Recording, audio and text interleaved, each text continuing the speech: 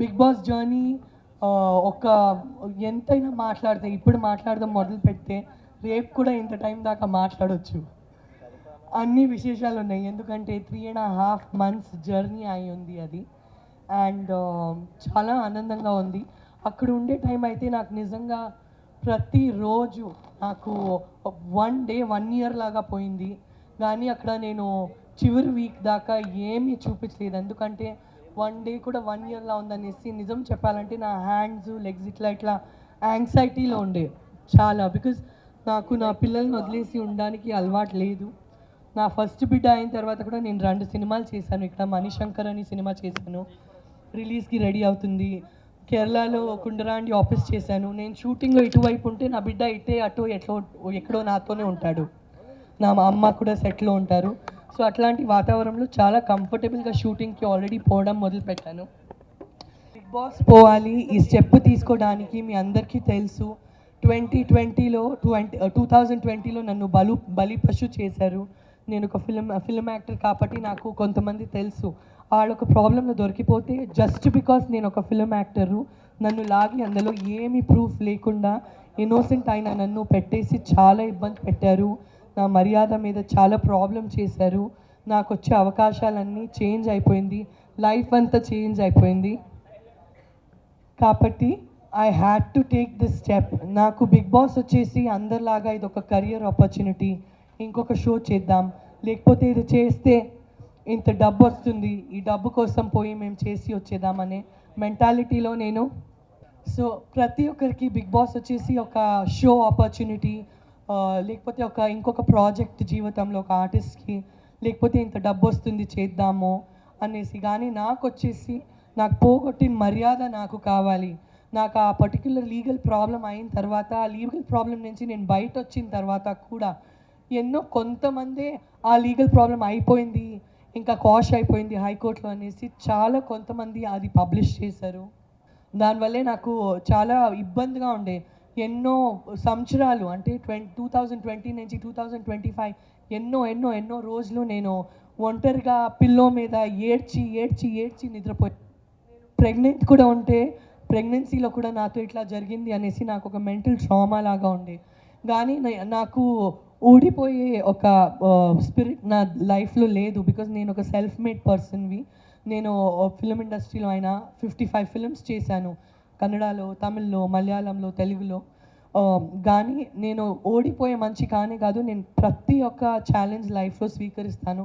దీన్ని కూడా పాజిటివ్గా మార్చాలి. ఎందుకంటే చేయలేని తప్పుకి ఏమి సాక్షి లేకుండా ఇది చేసింది ఇది చేసింది అనేసి ఎన్నో రాంగ్ థింగ్స్ పబ్లిష్ చేశారు.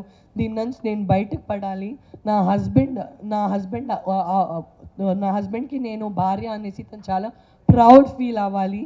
నా హస్బెండ్ ఇంట్లో ప్రతి ఒక్కరూ మా ఇంట్లో ఇట్లాంటి ఒక కోడలు ఉంది అనేసి చాలా ప్రౌడ్ ఫీల్ అవ్వాలి. మళ్ళీ ఇంతటికీ మోస్ట్ ఇంపార్టెంట్ నా పిల్లలు వచ్చేసి, నా అమ్మ వచ్చేసి ఎంత ఒక పాజిటివ్ మనిషి, ఎంత స్ట్రాంగ్ మనిషి అనేసి తల మీదికి ఎత్తి అసలు చాలా స్ట్రాంగ్గా బ్రతకాలి సొసైటీలో. దీనికోసం నేను ఏదైనా ఒక ఎదురు చూస్తున్న ఆపర్చునిటీ. కానీ ఏదైనా ఒక ప్రాబ్లం నడిస్తే ఒక ఆర్టిస్ట్కి అందరూ 2 అడుగులు వెనక్కిపోతారు తప్ప 2 అడుగులు ముందు వచ్చేసి రామా నీ చేయి పట్టుకొని నేను నీకు సపోర్ట్ చేస్తాననేసి సొసైటీలో ఎవరు రారు. అట్లాంటి టైంలో నాకు బిగ్ బాస్ వస్తే నాకు నా పిల్లల కోసం, నా ఫ్యామిలీ కోసం, నా సెల్ఫ్ రెస్పెక్ట్ కోసం, నా చుట్టూ ఉండే నమ్మి బ్రతుకుతుండే నా చుట్టాల కోసం నేను నిలబడేసి నేను చూపించాలి నేనేంటో అనేసి. జీవితంలో నిలబడి మళ్ళీ చూపించాలి. పడిపోవడానికి మా అందరిలో ప్రతి ఒక్కరు పడిపోతాము. అంటే ఎవరో ఇంట్లో తండ్రి డెత్ అవుతారు, అమ్మ డెత్ అవుతారు, వైఫ్ డెత్ అవుతారు, కెరియర్లో డ్రాప్ అవుతాము, బిజినెస్ నాశనం అయిపోతుంది, ఏదో రాంగ్ స్టెప్ నడుస్తుంది, ఎక్కడో ఇరికిపోతాము తెలియకుండా. కానీ పడిపోయిన తర్వాత ఏ మనిషి మళ్ళీ జీవితంలో నిలబడి ముందుకు వస్తారో నేను ఆ మనిషి అవ్వాలి. నేను ప్రాబ్లంలో అసలు గాయపడిపోయే మనిషి, అసలు ఆ మార్కెట్ నుంచి వెళ్ళిపోయే మనిషి నేను అవ్వకూడదు అనేసి నాకు ఒక చాలా స్ట్రాంగ్ మెంటాలిటీ ఉండే. కాబట్టి నేను నా హస్బెండ్ వైపు చూశాను, ఎట్లా రిజెక్ట్ చేయాలి, పిల్లలు చాలా చిన్నగా ఉన్నారు, రిజెక్ట్ చేసేనా చెప్తే తనకి తెలుసు నేను పడుతున్న బాధ, నేను ఎంత ఏడుస్తానో, మాటలో మాట్లాడుతుంటే ఏడుస్తాను. అసలు సంతోషం ఉండే టైం కూడా ఏడుస్తూ కూర్చుంటాను, నాకు ఇట్లాంటి ఒక అటాక్ అయిందనేసి, ఇట్లా నాకు బలి పశు చేశారు అనేసి. సో నా ఫ్యామిలీకి దగ్గర నుంచి నాకు చాలా బాధపడేది.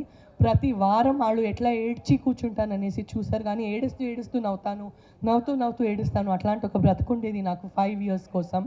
కానీ ఆపర్చునిటీ వస్తే నా మనసు పరిస్థితి అర్థం చేసుకునింది నా మొగుడు డాక్టర్ అజీజ్ గారు అండ్ నా మమ్మీ అనిత రేష్మ గారు. నా మరుదులు వచ్చేసి నేను ఇంట్లోనే ఉంటాను, నా మరుదులు పిల్లలు 13 మంది అప్పచెప్పిపోయాను, 2 పిల్లల్ని ఇంట్లో. అండ్ చాలా ప్రేమగా మేము ఒక జాయింట్ ఫ్యామిలీగా ఉంటాము. వాళ్ళు నాకు చాలా బాగా చూసుకుంటారు, నేను వాళ్ళని చాలా బాగా చూసుకుంటాను. దేవుడి గిఫ్ట్ నాకంటే నా ఫ్యామిలీనే. అండ్ అది నాకు చాలా వాల్యూ చేసిన ఒక రిలేషన్షిప్ నా లైఫ్లో. అంటే ఫస్ట్ నేను ఫ్యామిలీనే వాల్యూ చేస్తాను, తర్వాత ప్రతి ఒక్కటిని వాల్యూ చేస్తాను. So this was my journey, this was my back story.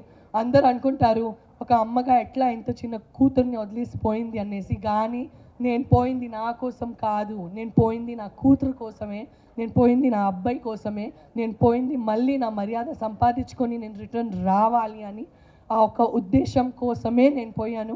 చాలా గర్వంగా చెప్తున్నాను, నా చెయ్యార ఎంత అయిందో, నేను రక్త పెట్టేశాను, అన్ని చెమటలు పెట్టేశాను, కానీ టాప్ 5లో వచ్చాను. ఇదే నా గెలుపు.